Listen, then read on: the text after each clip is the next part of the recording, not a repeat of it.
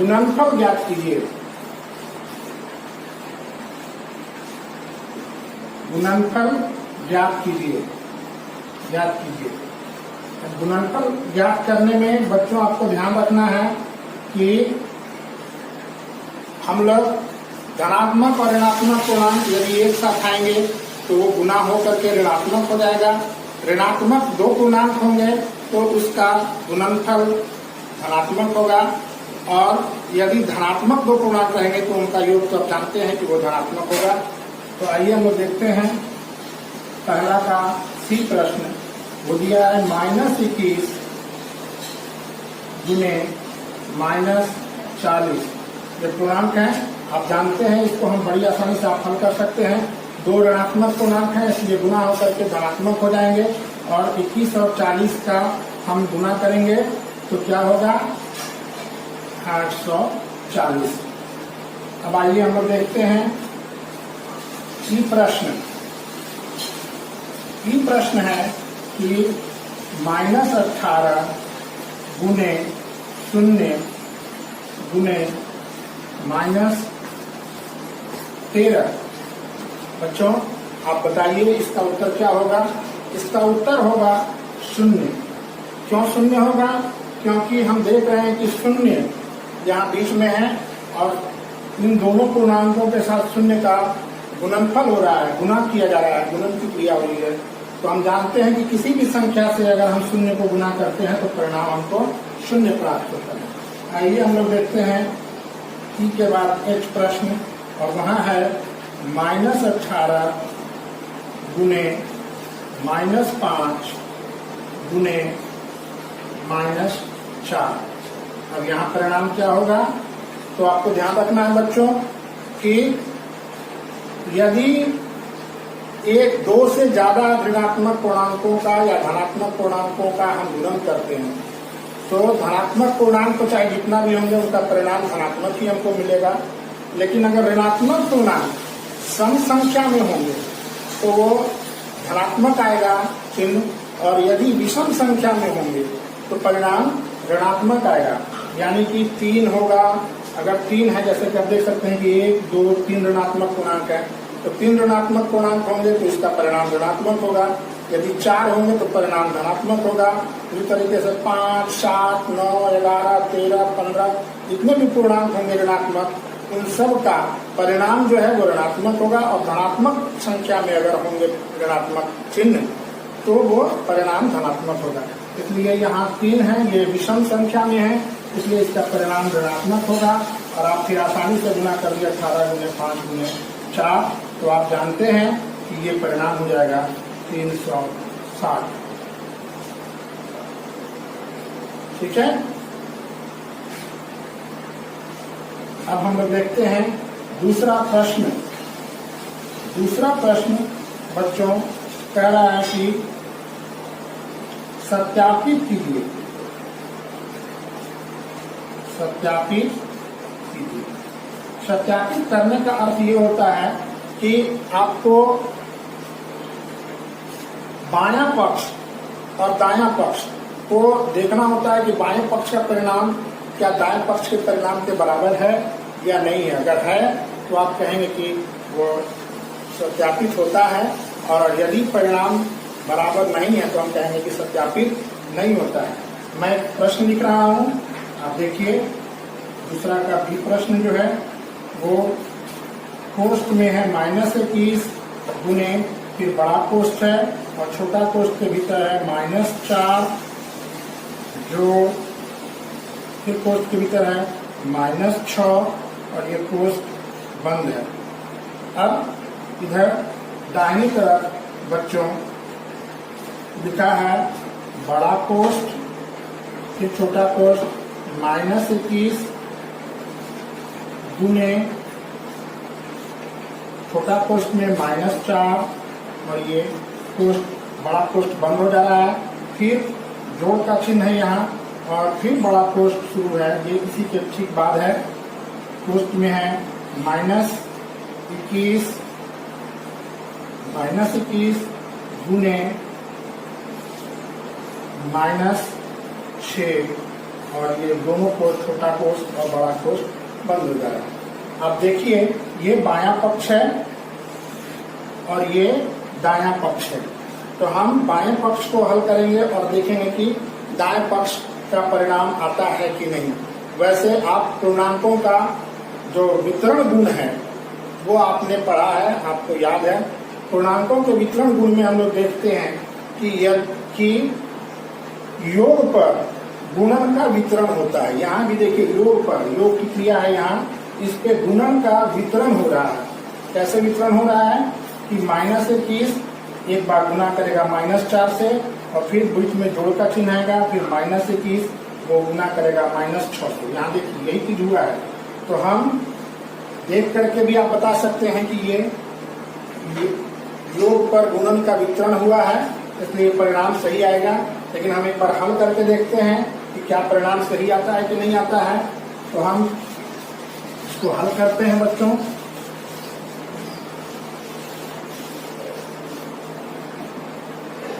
आप चाहें तो वीडियो को पॉज कर सकते हैं और आप अपनी कॉपी कलम पे इस प्रश्न को हल कर सकते हैं। करके देखिए, मैं इसको हल कर रहा हूं। पहले हम लिखेंगे बायां पक्ष, यानी कि left hand side, left hand side, ये हुआ बायां पक्ष।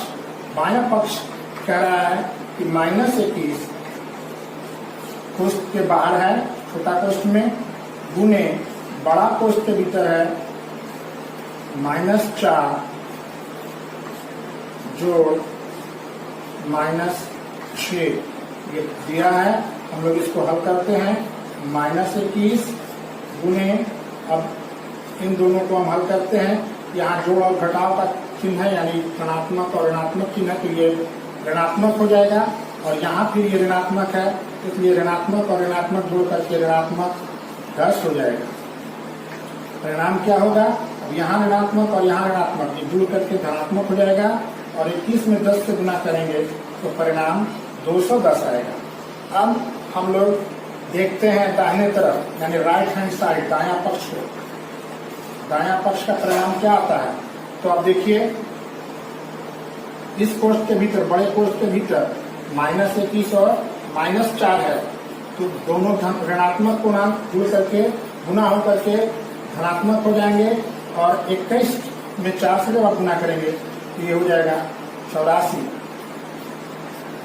और फिर ये योग का चिन्ह है, और यहाँ भी देखिए ऋणात्मक चिन्ह और ऋणात्मक चिन्ह, ये गुना होकर के धनात्मक चिन्ह हो जाएगा।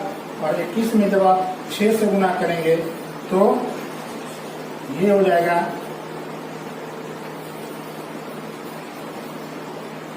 126। अब इन दोनों को आप जोड़ लीजिए, तो जब आप इन दोनों को जोड़ेंगे तो 126 और 84 ये आपको आएगा +210, यानी कि बायां पक्ष और दायां पक्ष दोनों बराबर है, यानी सत्यापित होता है। हम लिखेंगे कि सत्यापित हुआ, सत्यापित हुआ। इस तरीके से हम हल कर लेंगे। आइए हम लोग दूसरा जो प्रश्न है इसी का प्रश्न संख्या 20 हम लोग सी देखते हैं।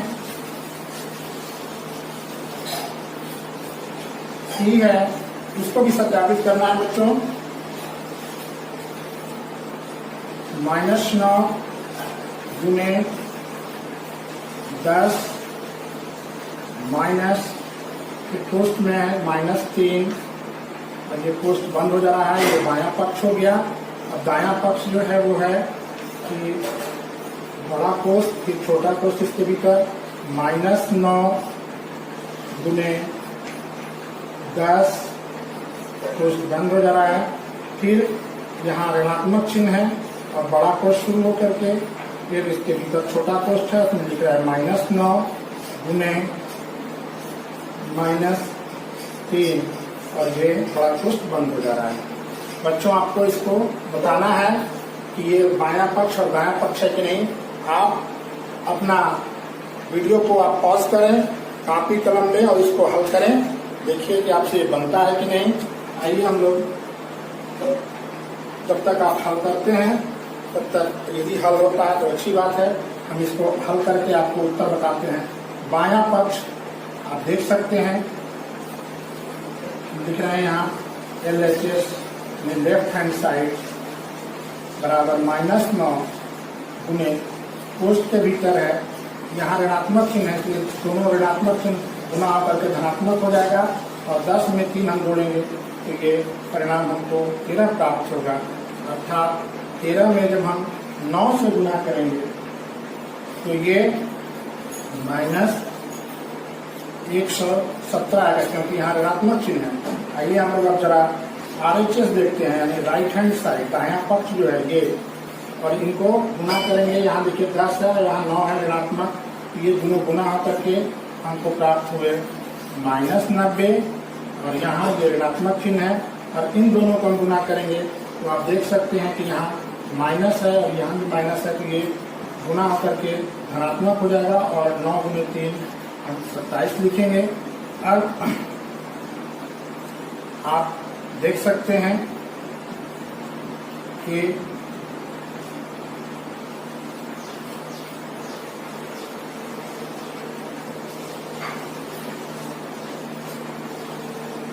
ध्यान रखेंगे बच्चों, क्योंकि यहाँ ये दोनों धनात्मक हो गया है और ये ऋणात्मक है, तो परिणाम हमको क्या प्राप्त हो रहा है। सो आप देखिए कि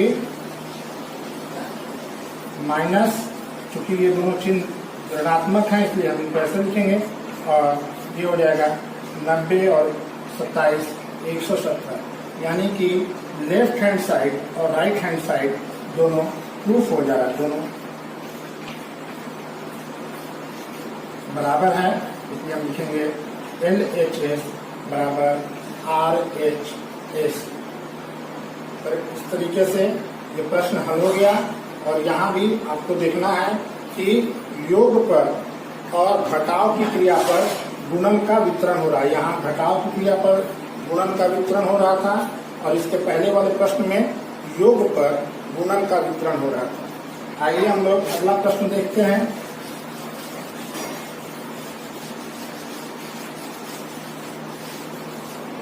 अगला प्रश्न है तीसरा प्रश्न, प्रश्नावली 10 का पूछ रहा है कि गुणनफल का चिन्ह क्या होगा। आपको गुणनफल का चिन्ह बताना है।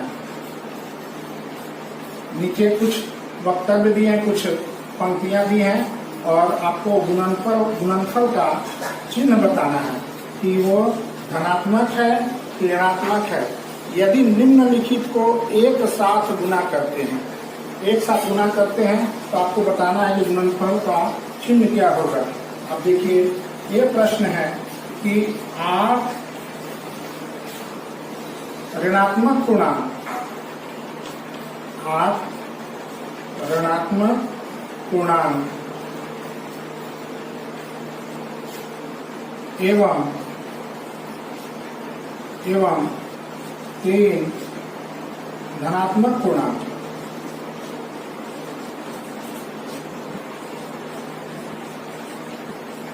धनात्मक पूर्णांक।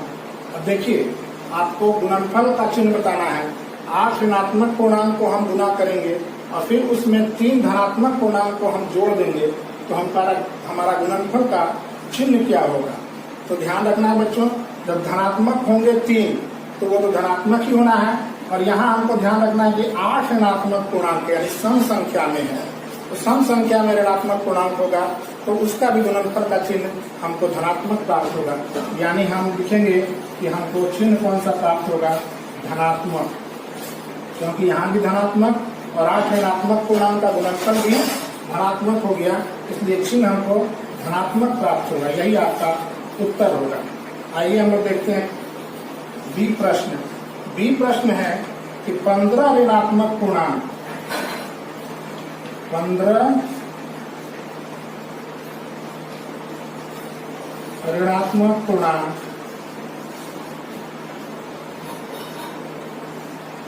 15 ऋणात्मक पूर्णांक एवं 10 धनात्मक पूर्णांक, 10 धनात्मक पूर्णांक, 15 ऋणात्मक पूर्णांक एवं 10 धनात्मक पूर्णांक का गुणनफल का चिन्ह क्या होगा? क्या ऋणात्मक होगा? बताइए, क्यों ऋणात्मक होगा बच्चों? ऋणात्मक इसलिए होगा क्योंकि 10 धनात्मक पूर्णांक चाहे 1 हो, 2 हो, चाहे कितने भी संख्या में हो, वहां तो धनात्मक ही आपको प्राप्त होना है। लेकिन ऋणात्मक पूर्णांकों में हमको ध्यान देना है कि कितने ऋणात्मक पूर्णांक है। यदि सम संख्या में है तो वो धनात्मक होंगे और विषम संख्या में है तो ऋणात्मक होंगे। तो यहाँ 15 जो है विषम संख्या है, इसलिए 15 ऋणात्मक पूर्णांकों का गुणनफल ऋणात्मक होगा और ऋणात्मक में जो धनात्मक पूर्णांक का गुणा करेंगे तो ऋणात्मक चिन्ह मिलेगा। इसलिए ये दूसरा प्रश्न का उत्तर होगा ऋणात्मक। आइए हम लोग एक देखते हैं अगला प्रश्न। प्रश्न है डी। बच्चों आप कॉपी कलम लेकर तैयार रहिए इस प्रश्न को हल करने के लिए। आप अपने वीडियो को पॉज कीजिएगा प्रश्न लिखने के बाद और आप बना करके इसको लिखिएगा। प्रश्न है कि -1 को 2m बार गुना करते हैं यदि जहां m एक प्राकृतिक संख्या है, m एक प्राकृतिक संख्या है। आइए इस प्रश्न को आप हल करिए, वीडियो पॉज कीजिए और इसको हल करके आप देखिए। आइए हम लोग इस प्रश्न को हल करते हैं। -1 को 2m बार 2m बार वो कह रहा है कि गुना करना है और m एक प्राकृतिक संख्या है। प्राकृतिक संख्या मतलब 1, 2, 3, 4, 5, 6 जो भी है। तो आप चूंकि 2 है यहाँ तो आप m के जगह पर अगर 1 रखेंगे तो 2 होगा गुणनफल, अगर 2 रखेंगे तो 4 होगा, 3 रखेंगे तो 6 होगा, 4 रखेंगे तो 8 होगा, 5 रखेंगे तो 10 होगा। यानी ये हमेशा आपको धनात्मक ही मिलेगा। तो धनात्मक के साथ गुणात्मक ऋणात्मक का जब हम गुना करेंगे तो परिणाम क्या होगा बच्चों? ऋणात्मक होगा। ठीक है, क्यों ऋणात्मक होगा? तो मान लीजिए कि यहाँ -1 दिया है और हम इसको गुना करते हैं 2 और m का हम मान रखते हैं 5। तो देखिए परिणाम क्या होगा? -10 यानी ऋणात्मक होगा। इस तरीके से हम लोग ये प्रश्नावली 1.3 हल हो गया बच्चों। आप वीडियो देख रहे हैं, आपको अच्छा लग रहा है तो आप लाइक कीजिए, शेयर कीजिए और सब्सक्राइब भी कीजिए, क्योंकि सब्सक्राइब करने पे अगला वीडियो का नोटिफिकेशन आपको सबसे पहले प्राप्त होता है। इसलिए आप वीडियो को सब्सक्राइब जरूर कीजिए, लाइक कीजिए और शेयर कीजिए अपने दोस्तों को। धन्यवाद।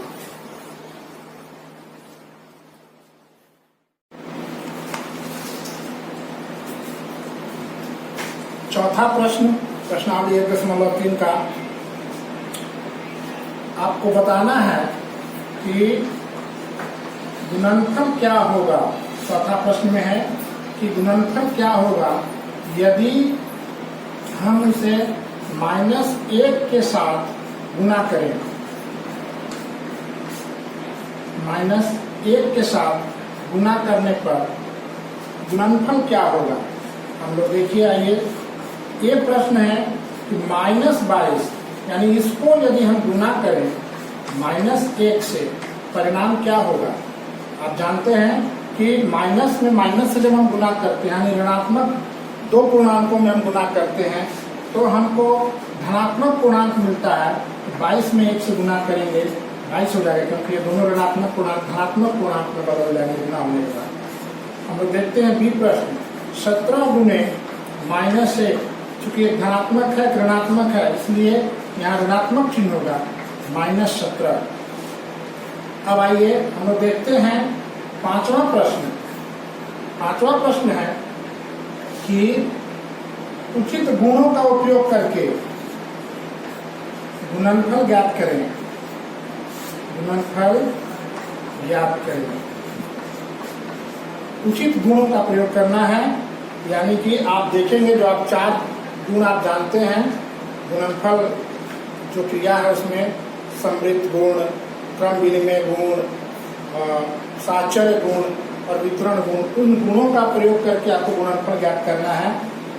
ये प्रश्न है कि -8 गुने 9 जो 9 गुने -2। बच्चों आप आसानी से देख सकते हैं कि ये जो है योग पर गुणन का वितरण हो रहा है, योग पर गुणन का वितरण, क्योंकि यहाँ 9 के साथ -8 का गुना है और यहाँ 9 के साथ -2 का गुना है, यानी योग की क्रिया पर गुणन का वितरण हो रहा है। हम इसलिए आप प्रश्न के अनुसार हम गुण का प्रयोग करके लिख सकते हैं कि 9 गुने -8 जोड़ -2। ये देखिए गुण हो गया और आप आसानी से इसको हल कर सकते हैं।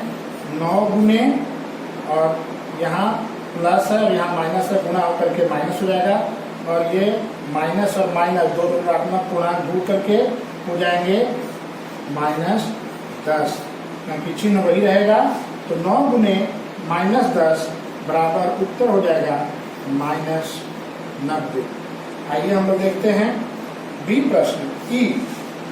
अगला प्रश्न ई हम लेते हैं, क्योंकि बी सी डी जो है वो आसान प्रश्न है, आप उन्हें बड़ी आसानी से हल कर सकते हैं। इसलिए हम लोग ई प्रश्न देखते हैं। ई प्रश्न है -31 गुने 102। बच्चों इस प्रश्न को भी आप आसानी से हल कर सकते हैं। अब देखिए कैसे कि हमने -31 को तो वैसे ही रहने दिया गुना, और 102 को हम लोग वितरण कर दिए 100 जोड़ 2। इस तरीके से आप वितरण करके योग पर गुणन का वितरण तो आप आसानी से आप करेंगे। -31 में जब 100 से आप गुना करेंगे तो -3100 आ जाएगा। जोड़ ये चिन्ह है, चूंकि यहाँ माइनस है इसलिए इसके साथ ये गुना होगा और ऋणात्मक चिन्ह हो जाएगा। और 31 में 2 से जब आप गुना करेंगे तो ये आपको 62 प्राप्त होगा। अब आप परिणाम आसानी से लिख सकते हैं। ये दोनों ऋणात्मक चिन्ह है इसलिए आप ऋणात्मक लिखेंगे और इन दोनों पूर्णांकों को जोड़ देंगे 3162। इस तरीके से आपका ये हल हो गया। आइए हम लोग देखते हैं अगले प्रश्न को। अगला प्रश्न है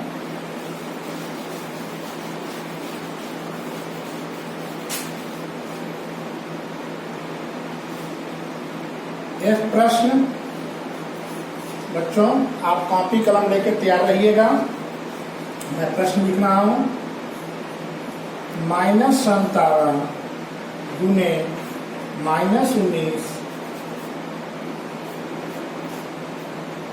जो 57। बच्चों आप यहाँ वीडियो को पॉज कीजिए, रोकिए और इस प्रश्न का हल स्वयं ढूंढिए। यदि आपसे हो जा रहा है तो बड़ी अच्छी बात है, और इसके बाद यदि आपसे न बने तो वीडियो को आप बढ़ा करके आगे फिर से आप देख सकते हैं। आइए हम लोग इस प्रश्न का हल देखते हैं। हम लोग इस प्रश्न को हल करने के लिए लिख सकते हैं, ये हमने वही उतार दिया +57, और क्या हम 57 को 1 से गुना कर सकते हैं? हाँ, क्योंकि जब हम 57 को 1 से गुना करेंगे तो परिणाम हमको 57 ही प्राप्त होगा। तो आप देख सकते हैं यहाँ कि 57 जो है यहाँ योग पर गुणन का वितरण हो रहा है, इसलिए आप लिखेंगे बच्चों कि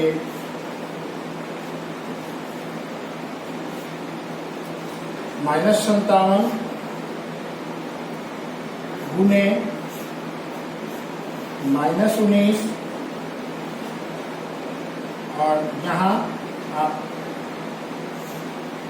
लिखेंगे, क्योंकि ये जोड़ का चिन्ह है, लेकिन आपको ध्यान रखना है बच्चों कि अगर हम यहाँ जोड़ का चिन्ह लिखेंगे तो ये बाहर में यहाँ माइनस है, हमको यहाँ प्लस होना चाहिए, इसलिए माइनस से जब माइनस को गुना करेंगे तो यहाँ प्लस हो जाएगा, इसलिए हम यहाँ चिन्ह जो है माइनस लिखेंगे और हम लिखेंगे ऐसे, यानी कि देखिए -57 गुने -19 जोड़ 57 गुने 1 को हम इस तरीके से लिखेंगे कि -57 को यहाँ कर दिए हम और इस पे 19 और 1 का वितरण कर रहे हैं, तो 19 -19 यहाँ है। चूंकि यहाँ हम प्लस है, लेकिन यहाँ आप देख रहे हैं कि बाहर में चूंकि चिन्ह ऋणात्मक है, इसलिए हमको यहाँ ऋणात्मक चिन्ह लिखना होगा।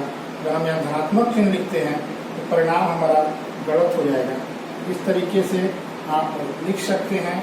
फिर -57 और इनको आप हल करेंगे तो ये हो जाएगा गुने -20, क्योंकि -19 और 1 हो जाएगा -20, और जब इसको गुना करेंगे आप बच्चों तो ये माइनस और माइनस गुना करके प्लस हो जाएगा, परिणाम प्लस आएगा।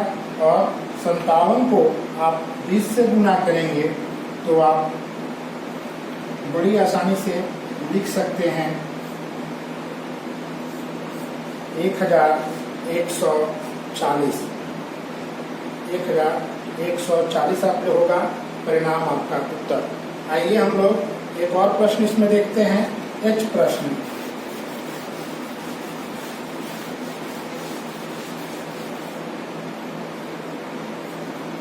एच प्रश्न है कि -18 गुने -49। अब देखिए आप आसानी से इनको गुणनफल आप उचित गुण का प्रयोग करके निकाल सकते हैं।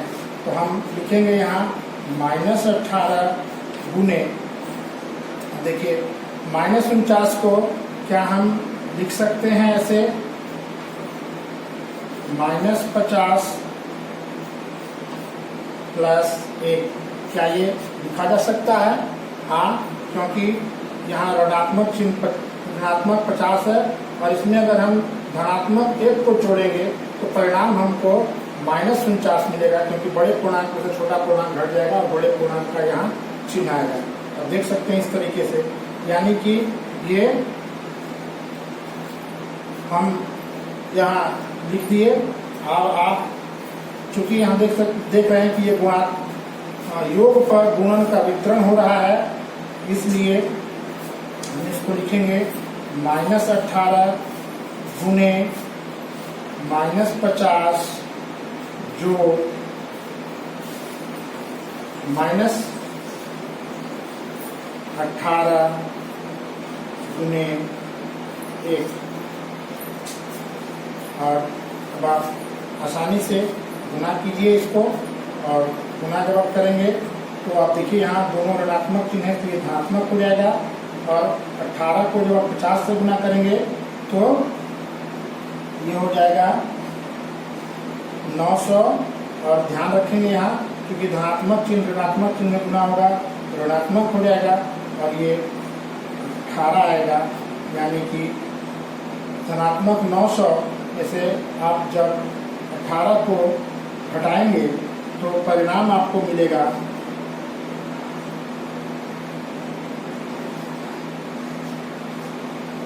882, और इसका चिन्ह जो होगा वो धनात्मक होगा। इस तरीके से आपका एच प्रश्न जो है वो हल हो गया बच्चों। आइए हम लोग अब अगले प्रश्न की ओर आगे बढ़ते हैं। प्रश्नावली 1.3 से अगला प्रश्न जो है वो देखेंगे। अगला प्रश्न है बच्चों कि ये 5वां प्रश्न था। 6ठा और 7वां प्रश्न बहुत आसान है, इसलिए लोग 8वें प्रश्न की ओर आगे बढ़ रहे हैं। 8वां प्रश्न है कि एक खाद कंपनी, खाद बनाने वाली जो कंपनी है जैसे यूरिया, DAP, फास्फोरस जैसे खाद बनाते हैं, वो एक खाद कंपनी को यूरिया खाद बेचने पर ₹8 प्रति बोरी की दर से लाभ होता है। यूरिया खाद यदि वो बेचती है कंपनी तो उसको 8 रुपये प्रति बोरी की दर से लाभ होता है, और डीएपी खाद बेचने पर ₹5 की दर से हानि होती है। यानी यूरिया खाद जब वो बेचता है तो ₹8 का उसको लाभ होता है, ये ₹8 का लाभ होता है किस पे, तो यूरिया खाद बेचने पे, और ₹5 की हानि होती है, ₹5 की हानि होती है उसको जब वो डीएपी खाद बेचता है। यानी कि डीएपी जब वो खाद बेचता है, कंपनी एक फैक्ट्री है, खाद बनाने वाली कंपनी है, वो डीएपी खाद बेचता है 1 बोरा, तो उसको 5 रुपए की हानि होती है। अब आपसे सवाल ये पूछ रहा है, ये प्रश्न है कि किसी महीने में वह कंपनी 2000 बोरियां यूरिया बेचती है और 3000 बोरियां डीएपी बेचती है, उसका लाभ या हानि आपको बताना है। तो चूंकि मान लीजिए किसी महीने में वह 2000 बोरी बेचता है, 2000 बोरी बेचता है यूरिया, तो उसका लाभ क्या होगा बच्चों, उसका लाभ होगा 2000 रुपये गुने 8, यानी कुल लाभ हो जाएगा उसका 16,000 रुपये। अब वह डीएपी खाद बेचता है 3000 बोरी, 3000 बोरी जो है वो बेचता है डीएपी, ये दूसरी खाद का क्वालिटी है।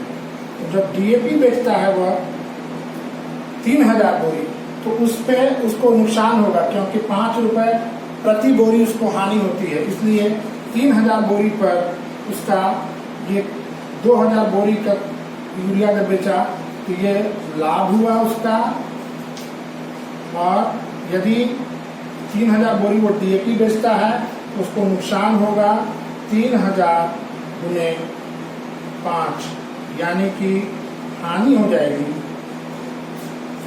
3000 गुने 5, यानी कि 15,000 रुपये।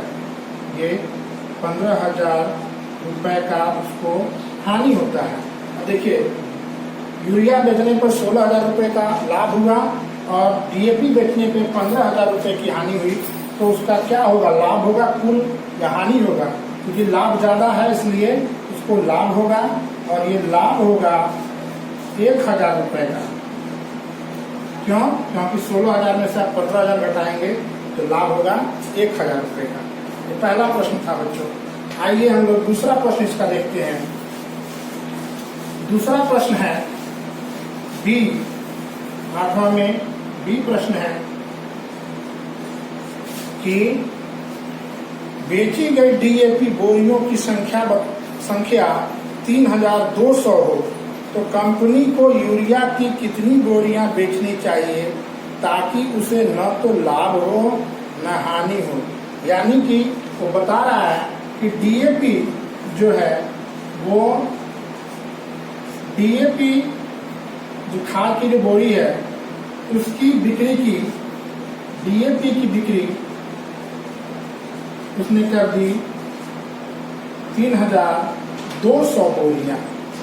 तो उस पर चूंकि शर्त है कि 5 रुपए का नुकसान होता है, हानि होता है, इसलिए उसका नुकसान क्या होगा, हानि क्या होगा, 3,200 बोरियां जो डीएपी की बिक्री होगी उस पर, तो 3,200 गुने 5, आप इसको जब गुना करेंगे तो ये हो जाएगा 16,000 रुपये, यानी कि 16,000 रुपये की हानि होती है यदि वह 3,200 बोरियां डीएपी का बेचता है। तो अब प्रश्न आपसे ये पूछा गया है आपसे कि वह कितनी बोरी यूरिया की बेचे कि उसे न लाभ हो न हानि हो।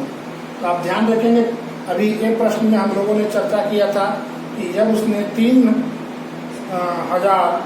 2,000 बोरियां जब उसने बेची थी तो 2,000 बोरियां बेचने पर उसको 16,000 रुपये का लाभ हुआ था, और यहाँ चूंकि हानि हो रही है 16,000 रुपये की, तो आप स्वतः बता सकते हैं कि यदि वह